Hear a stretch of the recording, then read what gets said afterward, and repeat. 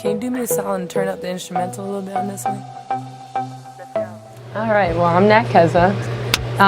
My real name's Natasha Kishmarian, so Nat Keza is obviously like a shortcut of that. Well, I'm 30 years old. Maybe we'll start with that. I'm Persian and Puerto Rican. I'm from New York and Connecticut area. Grew up here, lived in Miami, and lived over there. And yeah, I love music.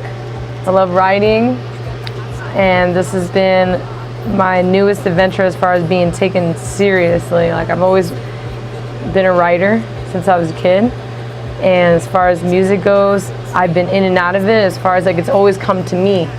I didn't really always, like, I loved music as a kid. I would stick my head in music all day long, but as far as me doing my own music, that was kind of forced on me in a sense, where people would come to me, like bands or DJs, like, hey, you got the look, or hey, you got a voice, or yeah, da, da, da, when I was younger, and I would kind of play with it a little bit, but I didn't really jump in full in until recently. When I moved back from New York, and I came back to Sarasota actually, and I was seeing what was going on in certain venues, and it just inspired me. And listening to the new hip hop and the new wave, I got really inspired. And I was like, you know what, I want to do my own thing. I want to try this. I want to get on it. So I've just been doing that. The best I ever slayed, I want it all. Bottle popping when we ball. For like seriously on my own as an independent artist with like everything legit, 2 years. For fun, just in and out of the game, probably, I remember being 20 years old in Onico at somebody's random studio, like, Nat, just drop like 16 bars real quick or whatever, you know, but it wasn't something I did consistently. And I even got thrown into a blues jazzy band once, and I even got thrown in on some house stuff once with a DJ, and I would just try it out and then I would just venture off type. But now I've decided, but I've always written, like I write all day. So I think now would be in the last 2 years where I'm like, let me take this structure and make it my own. Take the game and see what I could do with it on my own path, you know? J Baby Super on the... I would say growing up, I listened to Sade, TLC, Salt and Peppa, LL Cool J, Coolio, Outkast. There's so many. Biggie, Tupac. There's Missy, Eve. I love Rough Riders. Like, I used to wear all those clothes when they came out. G-Unit, like, I just used to have all those clothes. I would say all of that. All of when we grew up, where we grew up, how we grew up, all that stuff. You know I like that. I know you like that. No, I would say it's new wave, hip hop, R&B, rap. Just kind of like making our own lane in it, you know? Because I love what's going on now, but at the same time, some of it I feel like is missing a lot of essence and soul, like when we were growing up. So I miss that, and I'm trying to learn myself. I'm growing as an artist myself, so I want to be able to connect with that and bring it to where we're at now with the new wave, but my own, you know?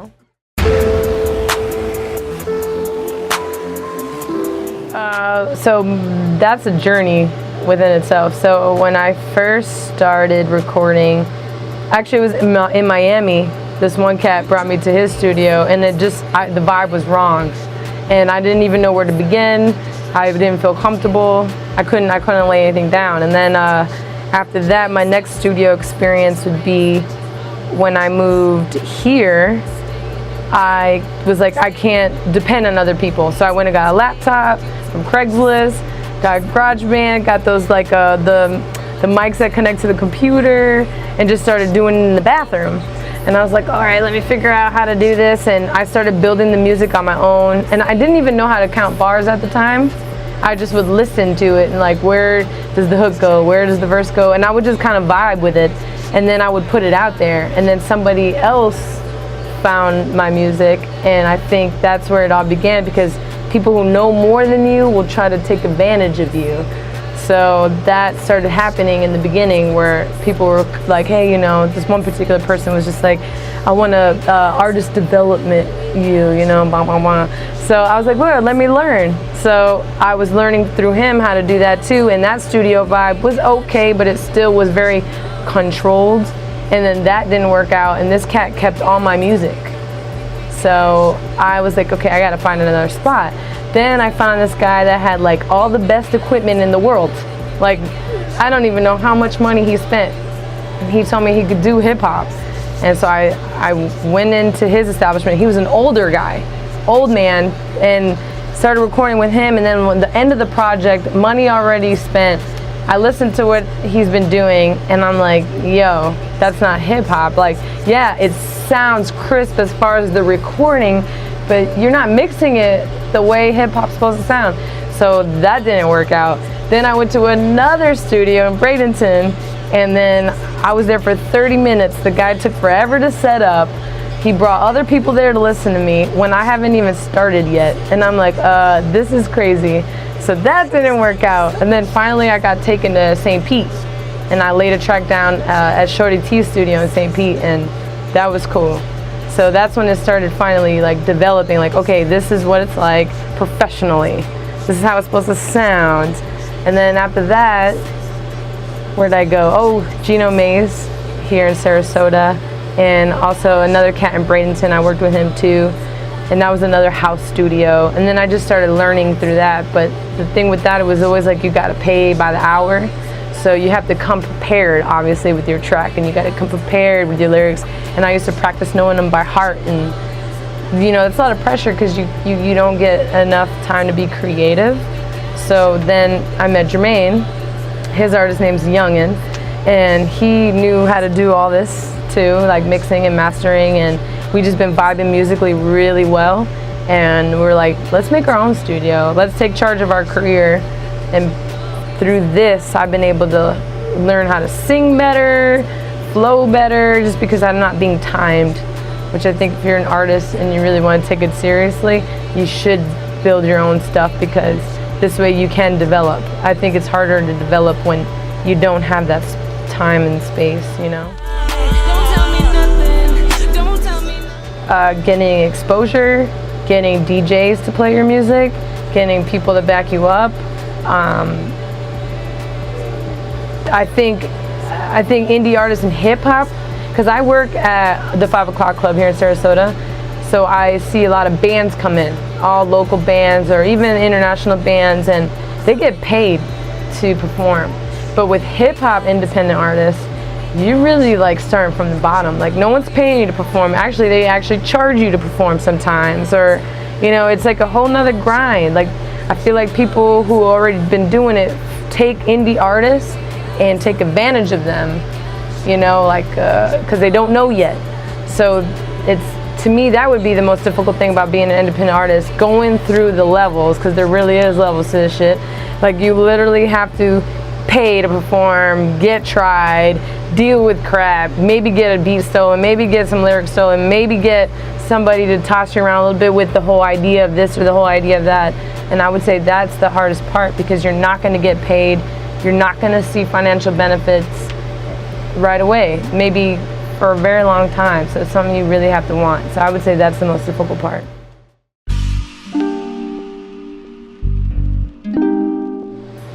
I would say just staying independent and making an honest living doing it, and being able to help others too. Having my own thing, like being able to take other artists that I believe in and being able to provide the same thing that we've been doing for each other here, and being like, hey, we believe in you, we want to help you too, and that they still share the same love. Because sometimes people get a little greedy and grimy, so we can find people that share the same love for the game and just be able to help each other out. I would say that, where it's not like this whole idea of, you know, how there's all these stories about what the game's really about. Just like X all that and just be about the art, the music, and making money, an honest living doing this. I would say that would be the end goal. That kitty cat, he's murder worthy. You know you got me going on a rampage. I would say just the creativity. Just being able to listen to something and it doesn't sound like everybody else. but still gives you a vibe of maybe people that you did respect in the past. Because, you know, everybody's influenced by everybody else, but I want to create my own lane. So that would be it, just being literally creatively different than everybody else. On to the next episode that makes him murder worthy, cause he did me dirty. So my main girls in the team is my sister and my cousin, and when we were little, listening to like Salt and Pepper and TLC, and we would come up with choreography for songs we really liked, and we would perform it in front of our family. So when this started going down on my close girls and them, I was like, yo, instead of making, this is when I started making music videos actually. I was like, I need to start putting my music out there. I want to make videos, and I don't want it to just be me in front of the camera rapping. Like, I want to do some visuals, I want some dancers, and I want it to be people I trust. So me and the girls would practice at one of my girls that I grew up with, Gabby's house, in her carport, and we would just put on the track and just come up with stuff. And some of them are professional dancers, I am not. So literally they would teach me what to do, and I had to do it without looking at them because I'm in the front. So it was that's another challenge in the game, but I wanted to add that element to what I'm doing because that's hip hop. Hip hop's not just singing and rapping. There is dancing, there's just a whole vibe, and I want to bring that back as much as I physically and emotionally, mentally can, So that's where the feline started, and then a lot of the girls started seeing in the videos, and they're like, oh, we want to be part of the team. So a lot of girls were hitting us up, and they want to come dance with us, and then we started using it as performing too. Like, yo, we got to be on point even for performing. Let's do it for that. So now that's where the movement started, and I wish they were all here, but they're not because they all work and stuff. So they take time out of their days and out of their dreams to come help me with mine. So I appreciate them for that. So this is how it goes. So it's we have a few suits, but this is the first one. Football jerseys. We're a team, and Nat Keza is in the front, the felines is in the back, and they all have their own hashtag. So this is Keza Kitty, but which would be me. But there's DD Kitty, AK Kitty, Kush Kitty, Lola Kitty, and they all have their own kitty names, and with that hashtag you can find them on their social media. And they're not just my dancers, like some of them are makeup artists, some of them are designers. My sister has a jewelry line, so everybody has their own dream. So with the hashtag, through what we're doing with exposure and traveling around, if you seem to favor a kitty, you could see what she's doing too. So that's what we're trying to make the movement not just about, trying to combine everything. I want to do more of that.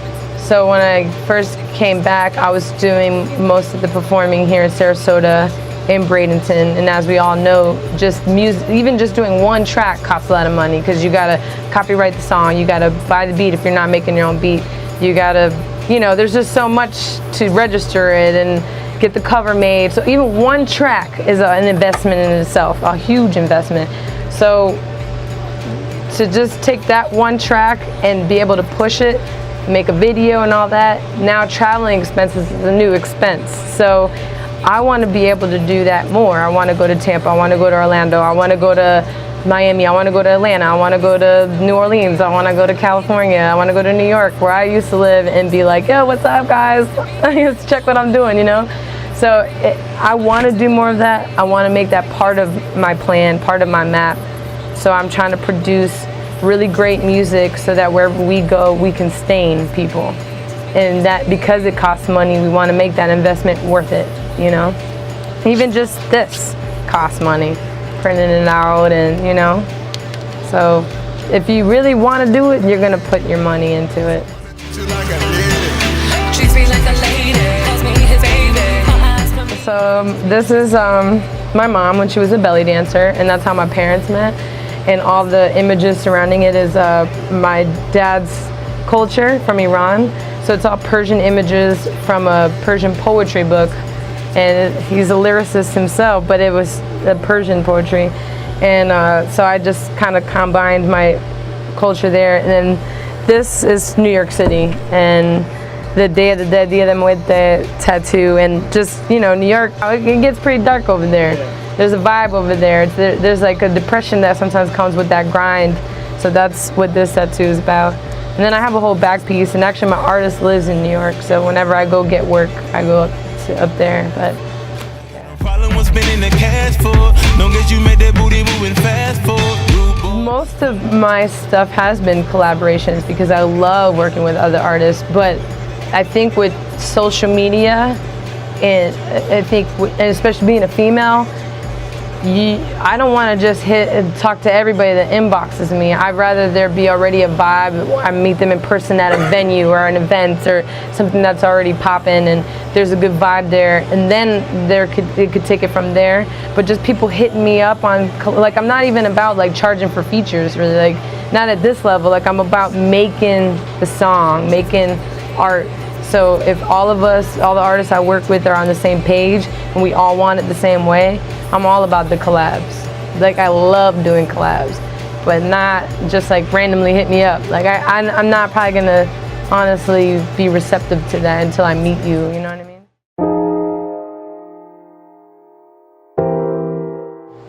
STLR here in Sarasota. I think you guys may be a little familiar with them. Yeah, so the Shizzle show, I interned there for a little while when I first moved back from New York. And then the Shizzle show moved to STLR, and I actually know the guys that started STLR. I went to school with them in high school. So I performed their grand opening, and Gin TV was there, and they got to see me perform, me and the girls, the Felines, and they invited us to come perform in Tampa, and we're like, yeah, of course. Yeah, so that's how that all, it's just connecting, and it's cool. On my way to greatness, I can't fake this. No time, no wait. You get hit on, you get tried, you get talked to like you don't know what you're doing. And especially if you rap and sing, you're always going to be challenged because you got that rap element. And yeah, that's probably why a lot of females, I mean, I think there is a lot of females that do it, but maybe it depends how serious they're taking it. You literally got to be able to jump through some hurdles, because there's going to be more, I think, for a female than maybe a male. I don't want to say that because everybody has their own challenges, but I would say there might be a little bit more for a female. So that could be why you're seeing that. I feel it in my bones. I think I'm born for this. You tell me. I would say that there's more than one lane in this. Like, you don't have to be, there's different ways to make money. I haven't figured that out yet. I'm still learning, but just from talking to other professionals, you could put your music on soundtracks, you could put your music on, there's commercials, you could put your music on, someone else told me this actually, like, you could be somebody for athletes, your music. There's so many avenues to where you can put your music, and I would say get your paperwork right, get knowledge so no one tries you, and respect yourself. Don't sell yourself out. That's what I would say. I chose the game instead. The game got me.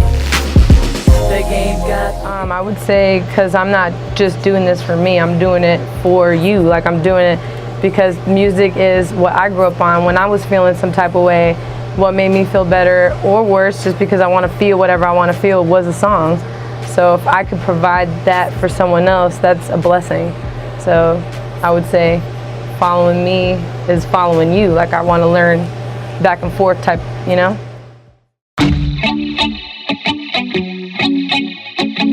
I'm Nat Keza, Natkeza. You can find me on Instagram, Twitter, Facebook, iTunes, YouTube. Oh yeah, my website's coming soon. And this is my first album, Ye Gane, and which means unique in Farsi, and it's literally like the baby me, like me just first starting. And then Youngin and I have been working on our collab album. That's the next one we're gonna drop. It's called Twin Flames, and that's like what happened here in this bunker, which we call a couple things. We call this the Art Trap / the Door Studios, because that door literally was put up from a closet, and it's so hot in here, so that's why I'm all sweaty. But seriously, we've been putting in work in this little hot box, and that next album's coming out. It's called Twin Flames, so look out for that too, and that will be on iTunes as well. I don't have much. Girl, you so fine, I'ma pay up.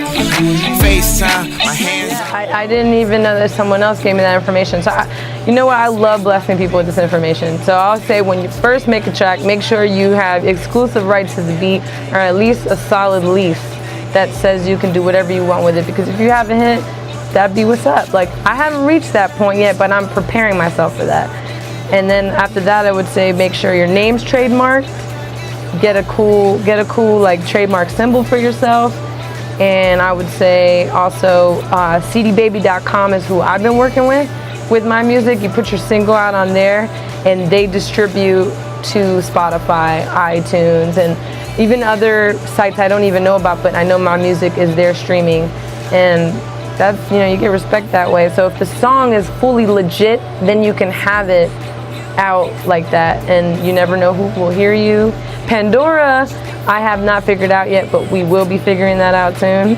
But my songs right now are on Spotify, iTunes, YouTube, and cdbaby.com, band page.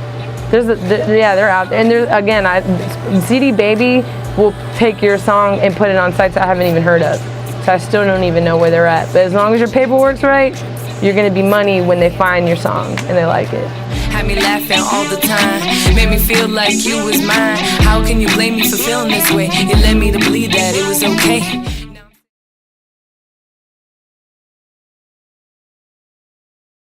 Like, you can pimp the system. There's always a way to pimp the system. So you just gotta be ahead of your shit.